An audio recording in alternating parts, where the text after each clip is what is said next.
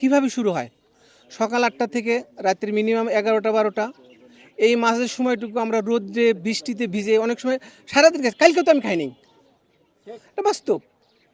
কিন্তু আমাদের এটা কেউ ফিল করে না। কোম্পানি আরও করে না। কারণ আমাদের বাস্তবতা আমরা না খেয়ে থাকি অনেক দিন। কারণ কর্মের এত ব্যস্ততা, এত প্রেশার যে আমরা এটা মাঝে, মাঝে নিতেই পারি না। আমাদের অনেক কলিগ স্ট্রোক করে মারা যায়। কেন? শুধু প্রেশারের কারণে।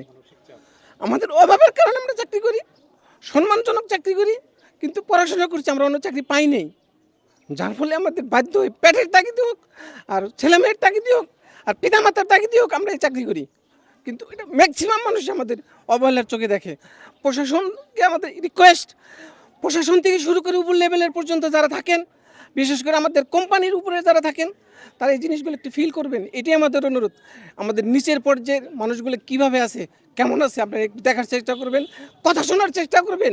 আমরা আপনাদের কাছে বেশি টাকা পয়সা চাই না, টাকা আরও কম করে দেন, সমস্যা নেই, প্রেশারটা একটু কম করে দেন।